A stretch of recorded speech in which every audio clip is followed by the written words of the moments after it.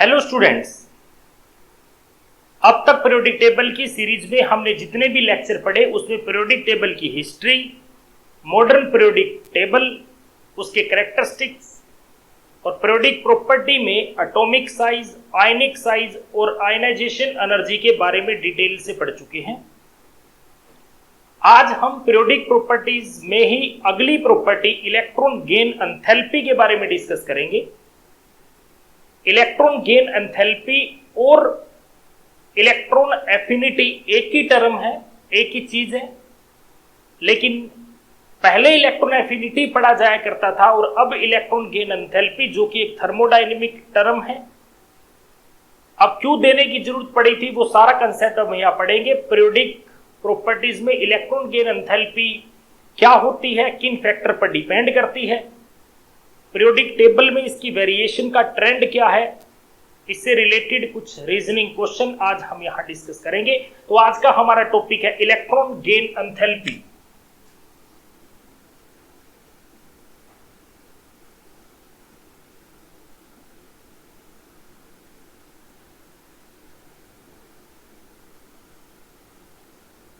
देखिए, enthalpy word जो यहां पर है वो एनर्जी चेंज के लिए यूज किया जाता है। थर्मोडायनेमिक्स में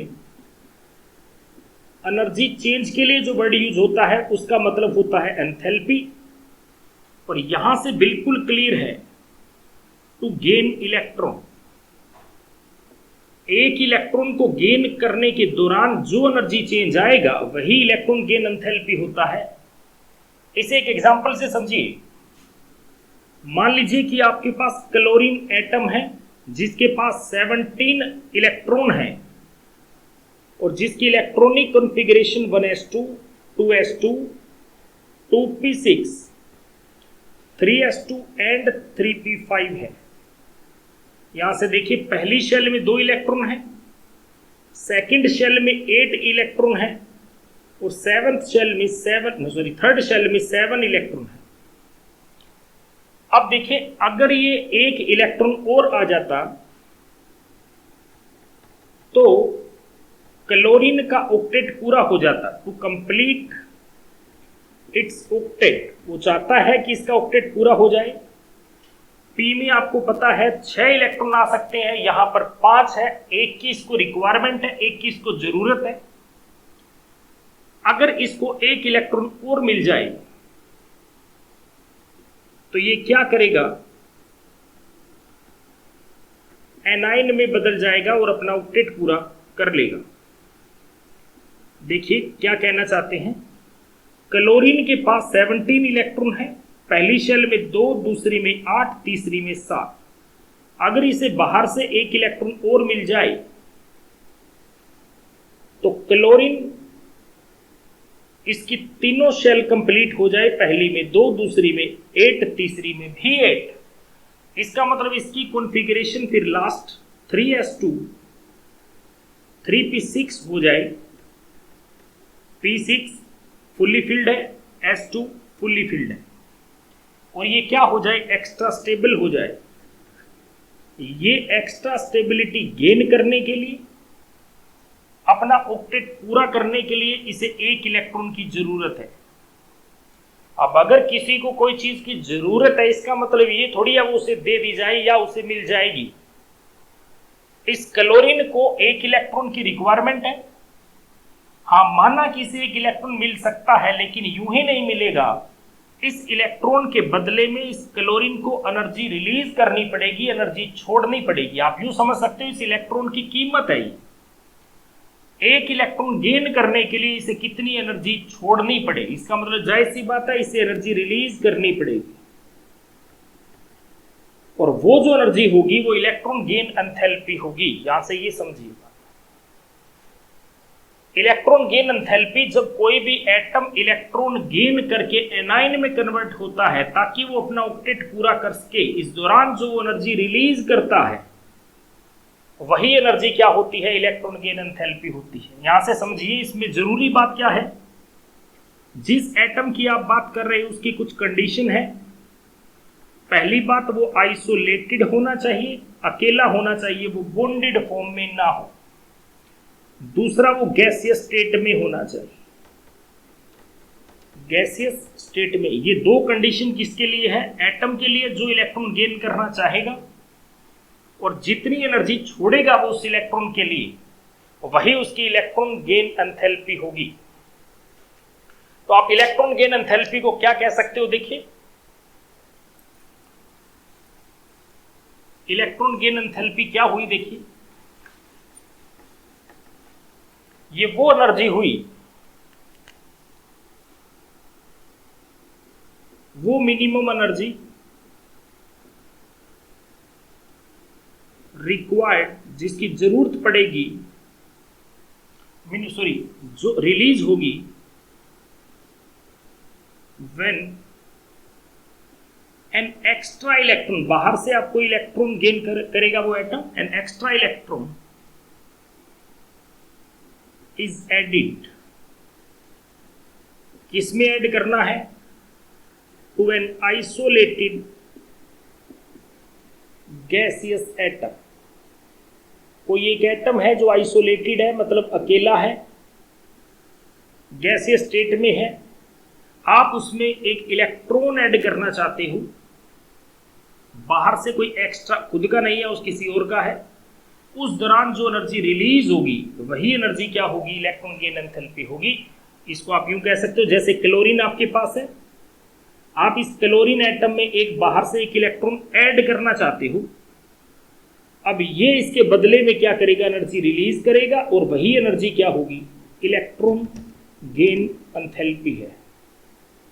अब यहां देखिए, अब एनर्जी जो रिलीज हुई है, थर्मोडायनेमिकली जो एनर्जी रिलीज होती है वो नेगेटिव होगी। इसका मतलब ये जो एनर्जी रिलीज हुई है कौन सी? इलेक्ट्रॉन गेन के दौरान, वो हमेशा क्या होती है? नेगेटिव होगी, क्योंकि एनर्जी रिलीज होगी, और रिलीज के लिए थर्मोडायनेमिक्स में क्या कहते हैं?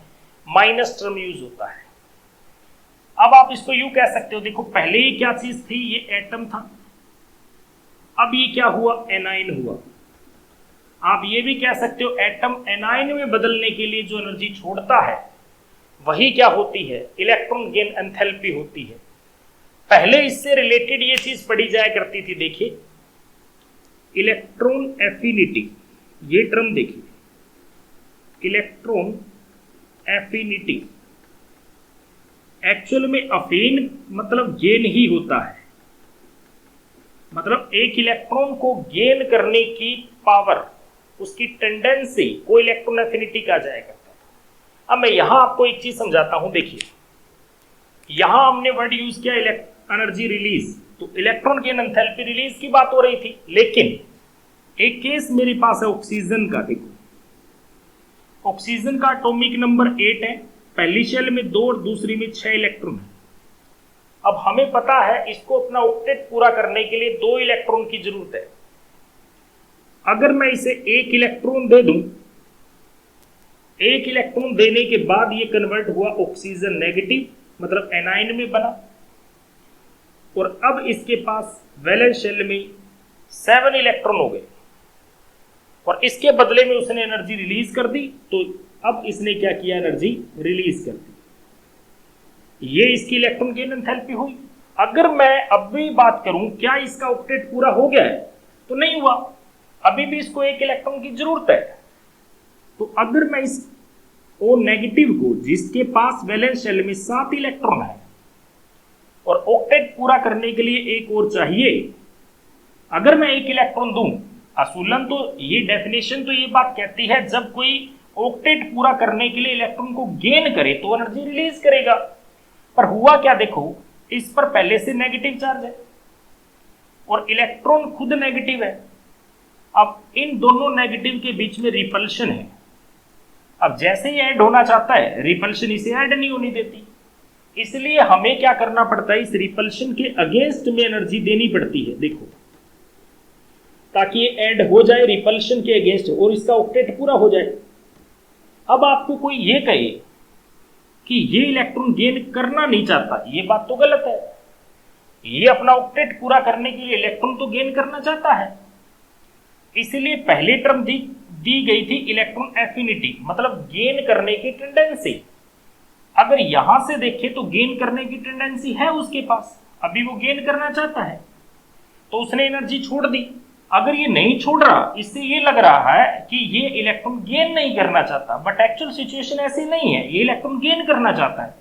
इसलिए साइंटिस्ट लोगों को लगा कि ये जो टर्म है इलेक्ट्रॉन एफिनिटी कहना, शायद ये इतना ज्यादा ठीक नहीं है, क्योंकि अगर आप इसकी बात करो तो ये इलेक्ट्रॉन अब गेन करना चाहता है, लेकिन हसूलन तो इलेक्ट्रॉन एफिनिटी की बात करो, ये ले रहा नहीं, एनर्जी छोड़ रहा नहीं, इससे लग रहा है कि गेन करना ही नहीं चाहता, बट एक्चुअल में गेन करना चाहता है। इसीलिए इलेक्ट्रॉन एफिनिटी टर्म जो है वो हटाई गई और उसकी जगह क्या यूज किया जाने लगा, इलेक्ट्रॉन गेन एंथैल्पी। अब वर्ड एंथैल्पी यूज होने लगा। एंथैल्पी में एनर्जी चेंज आता है, चाहे वो पॉजिटिव हो, चाहे वो छोड़े या देनी पड़े। इसमें क्या होगा, एंथैल्पी के लिए एनर्जी चेंज के लिए वर्ड यूज करते हैं, तो बाद में हमने इसको कहा। तो इसके केस में हम क्या कह सकते हैं, अब इसने एनर्जी छोड़ी है तो हम कह सकते हैं पहला इलेक्ट्रॉन लेने के लिए तो उसने एनर्जी छोड़ दी, तो नेगेटिव। इस केस में कह सकते हैं दूसरा इलेक्ट्रॉन लेने के लिए उसको एनर्जी क्या करनी पड़ी, देनी पड़ी, तो पॉजिटिव। नेट आप इन दोनों का रिजल्ट निकाल के देखिए, वो नेगेटिव ही है, मतलब ये क्या करेगा, इलेक्ट्रॉन लेना चाहेगा। ओवरऑल ये टर्म दोनों में क्या फर्क है, ये बात मैंने आपको समझा दी। और अब हम बात करेंगे इलेक्ट्रॉन गेन एंथैल्पी के फैक्टर कौन कौन से हैं जिस पे ये डिपेंड करती है। तो अगला टॉपिक हमारा है इलेक्ट्रॉन गेन एंथैल्पी के factor affecting.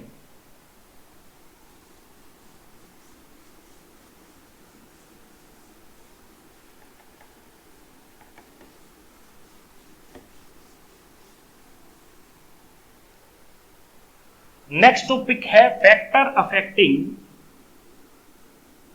Factors affecting electron gain enthalpy. वो कौन कौन से फैक्टर हैं जिस पे इलेक्ट्रॉन गेन एंथैल्पी डिपेंड करती है। देखिए, इसमें सबसे पहला फैक्टर है एटम का साइज, एटॉमिक साइज। देखिए, मान लीजिए हमारे पास केस ऐसा है, सपोज करिए हम क्लोरीन की बात करते हैं, 17 इलेक्ट्रॉन, ये न्यूक्लियस हुआ और ये न्यूक्लियस के पास फर्स्ट शेल और ये सेकंड और ये थर्ड शेल। पहली शेल में 2 भरे हुए हैं, दूसरी में 8 इलेक्ट्रॉन भरे हुए हैं, तीसरी में 7। अब मान लो इसे कोई बाहर से इलेक्ट्रॉन देना चाहे तो वो कौन सी शेल में ऐड होता है, आउटर मोस्ट शेल में। हमेशा इलेक्ट्रॉन कौन सी शेल में होता है, आउटर मोस्ट शेल में, जो सबसे बाहर वाली शेल है, इलेक्ट्रॉन उसमें ऐड होगा। अब सोच के देखिए, इस इलेक्ट्रॉन को यहां ऐड होना है तो अट्रैक्शन तो न्यूक्लियस की है। अब न्यूक्लियस से जितना ज्यादा दूर होगा इस इलेक्ट्रॉन पर अट्रैक्शन उतनी कम होगी। अट्रैक्शन कम होगी, इसका मतलब इसके ऐड होने के चांसेस क्या है, कम है। इसीलिए एनर्जी क्या रिलीज होगी, कम होगी। ये समझिए बात, साइज बड़ा है तो जिस शेल में इलेक्ट्रॉन नहीं आना है वो न्यूक्लियस से दूर होगी, और दूर होगी तो इलेक्ट्रॉन पर न्यूक्लियस की अट्रैक्शन कम हो जाएगी, और अट्रैक्शन कम होने से उस एनर्जी, जो एनर्जी छोड़ी जानी है वो कम छोड़ी जाएगी। आप इसको एक एग्जांपल से समझ सकते हैं। मान लीजिए कि आपको कोई चीज चाहिए, आप मार्केट में गए, आपको कोई चीज चाहिए, आपके घर वो चीज 7 है, टोटल आपको 8 चाहिए थी और एक मार्केट में कहीं मिल रही है। वो आपको भी चाहिए, किसी और को भी चाहिए, पर आपको उसकी जरूरत सबसे ज्यादा है, आप उसकी तरफ अट्रैक्ट सबसे ज्यादा हो रहे हो, तो आप उसकी कीमत सबसे ज्यादा दे सकते हो। मतलब उस चीज के प्रति जिसकी अट्रैक्शन जितनी ज्यादा है वो उसके बदले में उतनी ही ज्यादा कॉस्ट पे कर सकता है। ऐसे ही मान लीजिए मैं Cl की बात करूं, इस Cl को ये इलेक्ट्रॉन चाहिए, इस पर जितनी अट्रैक्शन इसकी ज्यादा होगी ये इसके बदले में उतनी ज्यादा एनर्जी छोड़ सकता है। और इलेक्ट्रॉन ने आना कहां पर है, आना उसने इस शेल में है, थर्ड शेल में, और थर्ड शेल न्यूक्लियस से जितनी दूर है, अगर कल को चौथी शेल में आना होता तो और दूर हो जाती, 5वीं शेल में आना होता और दूर हो जाती, और न्यूक्लियस की अट्रैक्शन क्या हो जाती, कम हो जाती। तो एनर्जी क्या छोड़ता, कम छोड़ता। इस हिसाब से देखा जाए तो एक बात क्लियर है, अगर साइज ऑफ एटम, अगर एटम का साइज इंक्रीज हुआ तो शेल जिसमें इलेक्ट्रॉन ऐड होना है shell in which electron is added, वो क्या हो जाएगी, इज अवे फ्रॉम न्यूक्लियस, वो दूर हो जाएगी न्यूक्लियस से। और अगर वो न्यूक्लियस से दूर हुई तो जो अट्रैक्शन है न्यूक्लियस की किस पर, जो बाहर से इलेक्ट्रॉन आप ऐड कर रहे हैं उस पर, वो क्या हो जाएगी, कम।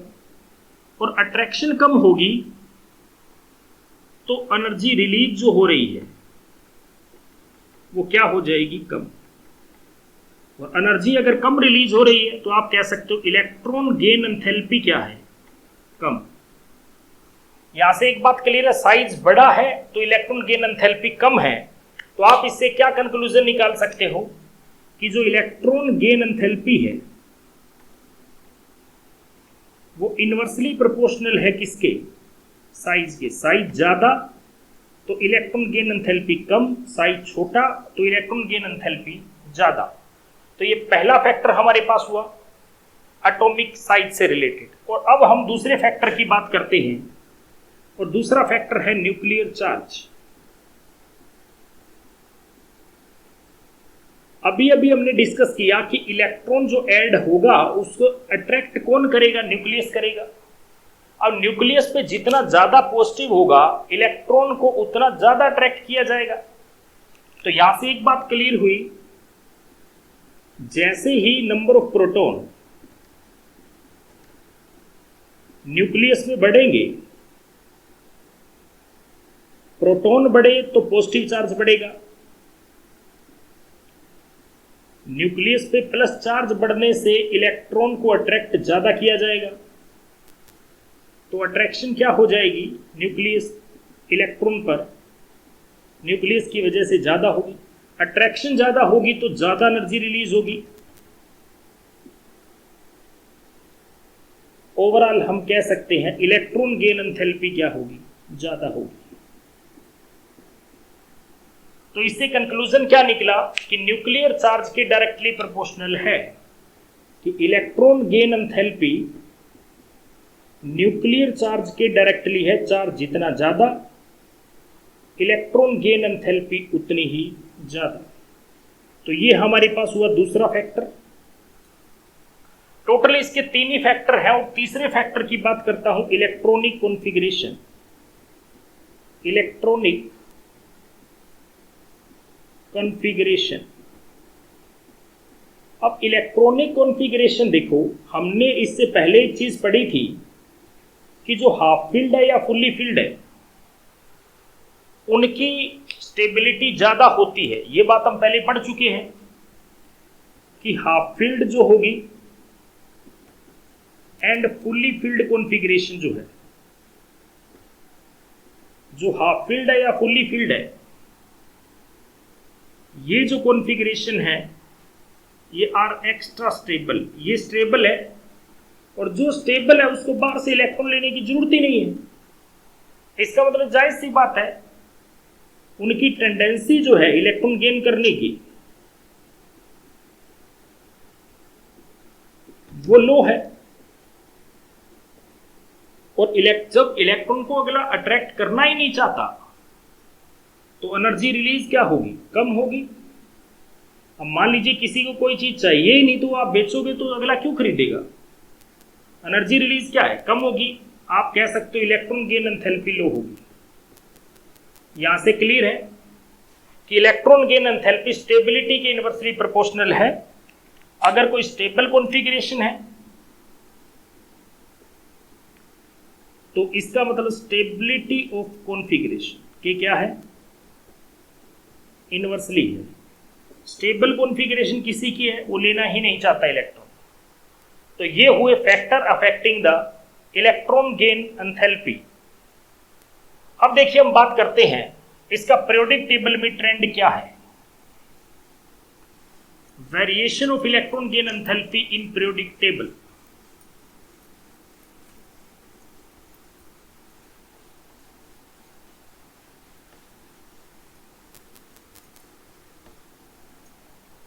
नेक्स्ट टॉपिक हमारे पास है ट्रेंड क्या है of electron gain enthalpy in periodic table. Periodic table में इसका ट्रेंड क्या है, देखिए कैसे पढ़ेंगे। अब तक जो हम चीज पढ़ चुके हैं वो यही थी, top to bottom and left to right. ये देखिए टॉप टू बॉटम में मैंने आपको कहा था यूं पढ़िए, hydrogen, lithium, sodium, potassium, rubidium, caesium, francium. और इधर मैंने कहा था आपको beryllium, boron, carbon, nitrogen, oxygen, fluorine, neon. ये देखिए यहां से अगर बात करें, पहले टॉप टू बॉटम की बात करेंगे, टॉप टू बॉटम बात करेंगे। टॉप टू बॉटम में हमने पहले पढ़ा हुआ है शेल बढ़ती है, और शेल बढ़ने से एटॉमिक साइज बढ़ता है। अब जब साइज बढ़ रहा है और इलेक्ट्रॉन गेन एंथैल्पी साइज की इन्वर्सली है, साइज बढ़ेगा तो इलेक्ट्रॉन गेन एंथैल्पी क्या होगी, कम होगी। इसका मतलब इलेक्ट्रॉन गेन एंथैल्पी कम होती जाएगी। अगर आप टॉप टू बॉटम आओगे तो इलेक्ट्रॉन गेन एंथैल्पी घटेगी। तो इधर से इधर आए, अगर आप टॉप टू बॉटम चले तो इलेक्ट्रॉन गेन एंथैल्पी आपकी क्या हो जाएगी, घटती चली जाएगी। ये देखिए अब बात करते हैं लेफ्ट टू राइट।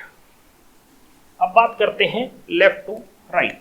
ये देखिए लेफ्ट टू राइट। अगर आप पीरियोडिक टेबल में लेफ्ट टू राइट चलो, जैसे बेरिलियम, बोरोन, कार्बन, नाइट्रोजन, ऐसे, यहां से एक तो क्लियर है कि शेल सेम रहती है, शेल सेम रहती है और साइज घटता है, इफेक्टिव न्यूक्लियर चार्ज बढ़ता है। इफेक्टिव, ये पीछे वाले लेक्चर में हम डिटेल से पढ़ चुके हैं, इफेक्टिव न्यूक्लियर चार्ज बढ़ता है। देखो न्यूक्लियस का चार्ज बढ़ रहा है और साइज कम होता जा रहा है, तो जाहिर सी बात है इलेक्ट्रॉन गेन एंथैल्पी क्या होगी, बढ़ेगी। तो अब लेफ्ट टू राइट आओ तो इलेक्ट्रॉन गेन एंथैल्पी क्या होती है, बढ़ती है, और टॉप टू बॉटम आओ तो घटती है। ये आपका जनरल ट्रेंड है। लेकिन अगर इसकी बात की जाए तो एक ध्यान से देखिए, क्वेश्चन बताता हूं। फ्लोरीन ग्रुप नंबर 17 की बात करते हैं, क्लोरीन, ब्रोमीन, आयोडीन, एस्टिटीन, इनकी बात करते हैं। अभी अभी पढ़ा कि ये टॉप टू बॉटम चले तो इलेक्ट्रॉन गेन एंथैल्पी कम होगी। इस हिसाब से ऑर्डर शुड बी, ऑर्डर क्या होना चाहिए, ऑर्डर शुड बी, ऑर्डर क्या हो, सबसे ज्यादा किसकी होनी चाहिए, फ्लोरीन की, फिर क्लोरीन, फिर ब्रोमीन, फिर आयोडीन। बट एक्चुअल में ये ऑर्डर ऐसा नहीं है। बहुत इंपॉर्टेंट बात है, ध्यान से देखिए, एक्चुअल में ऑर्डर ऐसा है ही नहीं। इसका करेक्ट ऑर्डर ये है, करेक्ट ऑर्डर देखिए, करेक्ट ऑर्डर इसका ये है, फ्लोरीन की इलेक्ट्रॉन गेन एंथैल्पी कम है क्लोरीन से। ये देखिए आप, अब ये पेपर में क्वेश्चन आ जाएगा कि out of fluorine and chlorine which has a high electron gain enthalpy and why. तो इसका रीजन आपको बताता हूं, ध्यान से सुनिए। फ्लोरीन जो है वो एक्सट्रीमली स्मॉल है, एक्सट्रीमली स्मॉल, बहुत छोटा है। देखिए अब मान लीजिए आपके पास कोई एक एटम है और साइज में बहुत छोटा है, उसमें पहले से ही 7 इलेक्ट्रॉन है, तो इलेक्ट्रॉन कितने मायने नहीं रखता, इलेक्ट्रॉन की डेंसिटी कितनी है। देखो एक्चुअल में इलेक्ट्रॉन डेंसिटी क्या होती है, इलेक्ट्रॉनिक चार्ज, इलेक्ट्रॉन का चार्ज बटे वॉल्यूम। अब क्योंकि साइज छोटा है तो वॉल्यूम भी कम है। देखो जब मैंने यहां कहा बहुत छोटा है, इसका मतलब वॉल्यूम भी क्या होगा, वॉल्यूम भी लो है, और वॉल्यूम लो होने से इसकी चार्ज डेंसिटी क्या है, इलेक्ट्रॉन की चार्ज डेंसिटी क्या है, चार्ज डेंसिटी हाई है। मतलब जहां थोड़ी सी जगह में बहुत सारे इलेक्ट्रॉन भरे हुए हैं, अब थोड़ी सी जगह में इलेक्ट्रॉन भरे हैं तो इलेक्ट्रॉन के बीच में तो रिपल्शन है। इसका मतलब मैं कह सकता हूं इसमें इलेक्ट्रॉनिक रिपल्शन क्या है, हाई है। आप सोच के देखिए, जो इलेक्ट्रॉन पहले से ही हैं वो ही एक दूसरे को रिपेल कर रहे हैं। मान लीजिए एक छोटा सा घर है, उसमें बहुत सारे लोग पहले ही रह रहे हैं। एक बहुत बड़ी बिल्डिंग में तो हजारों रहते होंगे चाहिए, लेकिन छोटे से घर में मान लो 10 लोग भी रह रहे हैं, वो पहले ही पूरे नहीं आ रहे, और कहां से आगे रह लेगा उसमें। सेम सिचुएशन इसकी है। फ्लोरीन का साइज बहुत छोटा है, उसका वॉल्यूम बहुत कम है, और उसकी चार्ज डेंसिटी पहले ही बहुत ज्यादा है, और आप बाहर से और इलेक्ट्रॉन ऐड करना चाहो तो उसको रिपेल कर रहा है, और जब रिपेल नहीं कर रहा है तो जाहिर सी बात है अट्रैक्ट तो कर नहीं रहा, तो वो उस इलेक्ट्रॉन के बदले में एनर्जी क्यों छोड़ेगा। इसका मतलब इसकी इलेक्ट्रॉनिक रिपल्शन हाई होने की वजह से इसकी टेंडेंसी जो है गेन करने की इलेक्ट्रॉन वो लो है। जब इलेक्ट्रॉन को गेन ही नहीं करना चाहता तो जाहिर सी बात है इलेक्ट्रॉन गेन एंथैल्पी क्या होगी, लो होगी। ये देख सकते हो। तो ये फ्लोरीन की कम क्यों है, ये पेपर में क्वेश्चन आता है, मोस्ट इंपोर्टेंट क्वेश्चन है ये, कि फ्लोरीन की इलेक्ट्रॉन गेन एंथैल्पी कम क्यों होती है क्लोरीन से। अब देखिए ऐसा ही हम और जिक्र करते हैं, लेफ्ट राइट की बात कर लेते हैं। इस हिसाब से देखा जाए तो फ्लोरीन के बाद नियोन आएगा, इस हिसाब से नियोन का लेफ्ट राइट देख सकते हो आप, लेफ्ट राइट क्या हो रहा है, इलेक्ट्रॉन गेन एंथैल्पी बढ़ रही है, इस हिसाब से नियोन की ज्यादा होनी चाहिए, बट एक्चुअली में ऐसा नहीं है। जो नोबल गैसेस है, नोबल गैसेस, अब नोबल गैस में कौन कौन है, हीलियम है, neon, argon, krypton, xenon, radon, ये सारे हैं। अब ये क्या है, इन पे क्वेश्चन क्या आता है कि noble gas electron, noble gas की इलेक्ट्रॉन गेन एंथैल्पी जीरो क्यों होती है, मतलब ये इलेक्ट्रॉन लेना ही नहीं चाहते, ऐसा क्यों है, ये क्वेश्चन आता है पेपर में। सिंपल सी बात है, अगर आप इनकी कॉन्फ़िगरेशन देखो तो ये फुल्ली फिल्ड है, इनका ऑक्टेट क्या हुआ है, भरा हुआ है। जो चीज है ही फुल्ली फिल्ड, उनके पास बाहर से इलेक्ट्रॉन गेन करने की टेंडेंसी नहीं है, इसका मतलब इनकी टेंडेंसी जो है टू गेन इलेक्ट्रॉन है ही नहीं, वो जीरो है, वो अट्रैक्ट नहीं करना चाहते। अब अट्रैक्ट नहीं करना चाहते तो इलेक्ट्रॉन गेन एंथैल्पी क्या है, जीरो है, क्योंकि ये बाहर से इलेक्ट्रॉन को लेना ही नहीं चाहते। एक ये क्वेश्चन पेपर में पूछा जाता है कि नोबल गैस की इलेक्ट्रॉन गेन एंथैल्पी जीरो क्यों होती है। और इसके साथ ही एक बिल्कुल लास्ट क्वेश्चन ऐसे पूछा जाता है, जो हेलोजन्स है उनकी इलेक्ट्रॉन गेन एंथैल्पी मैक्सिमम क्यों होती है, ये क्वेश्चन आता है। अब देखिए जितने भी हेलोजन है, हेलोजन ये सारे हो गए, फ्लोरीन, क्लोरीन, ब्रोमीन, आयोडीन, देखो कहता है पीरियोडिक टेबल में सबसे ज्यादा इन्हीं की क्यों है। अरे भाई इनकी कॉन्फ़िगरेशन जब आप लिखो NH2NP5 है, मतलब कि इनके वैलेंस शेल में 7 इलेक्ट्रॉन है, और इन्हीं को एक इलेक्ट्रॉन की मैक्सिमम रिक्वायरमेंट है। देखो हेलोजन को एक इलेक्ट्रॉन रिक्वायर्ड है टू कंप्लीट इट्स ऑक्टेट। अगर एक इलेक्ट्रॉन इसको मिल जाए, इसका तो ऑक्टेट ही पूरा हो जाए, मतलब ये तो वो है, इतने एमएलए कि एक एमएलए की कमी है और उससे सरकार बन जाए। उस एमएलए की तो कितनी कीमत हो सकती है, आप अंदाजा लगा लीजिए। इसका मतलब इसको तो 7 इसके पास इलेक्ट्रॉन है, एक और हो जाए तो इसका ऑक्टेट पूरा हो जाए और ये स्टेबल हो जाए। तो ये स्टेबल होने के लिए एक इलेक्ट्रॉन के बदले में बहुत ज्यादा एनर्जी छोड़ सकता है। तो सबसे ज्यादा कौन छोड़ सकता है, हेलोजन ही छोड़ सकते हैं। तो ये भी पेपर में क्वेश्चन आता है कि हेलोजन की इलेक्ट्रॉन गेन एंथैल्पी मैक्सिमम क्यों होती है। तो आज जो हमने टॉपिक पढ़ा वो इलेक्ट्रॉन गेन एंथैल्पी से रिलेटेड था। हमने इलेक्ट्रॉन गेन एंथैल्पी क्या होती है, electron gain enthalpy, electron affinity क्या है, दोनों टर्म क्या रिलेशन थी, क्यों बदला गया था, इलेक्ट्रॉन गेन एंथैल्पी के फैक्टर कौन कौन से हैं, पीरियोडिक टेबल में उसकी वेरिएशन क्या है, और लास्ट पीरियोडिक टेबल की वेरिएशन के हिसाब से जो एक्सेप्शन थी, जहां से क्वेश्चन पूछे जाते हैं, जैसे हेलोजन की इलेक्ट्रॉन गेन एंथैल्पी मैक्सिमम क्यों है, नोबल गैस की इलेक्ट्रॉन गेन एंथैल्पी जीरो क्यों है, ऐसे क्वेश्चन, और फ्लोरीन और क्लोरीन में से इलेक्ट्रॉन गेन एंथैल्पी ज्यादा किसकी है, कम किसकी है और क्यों है, मैंने सारे वो क्वेश्चन डिस्कस किए जो इससे रिलेटेड पूछे जा सकते हैं। और अगला लेक्चर हमारा इलेक्ट्रॉन एफिनिटी के बाद इलेक्ट्रॉन नेगेटिविटी से होगा, फिर हम दोनों में डिफरेंस देखेंगे, वही हमारा इस चैप्टर का लास्ट टॉपिक होगा। तो आज का लेक्चर यही कंप्लीट होता है। Thank you.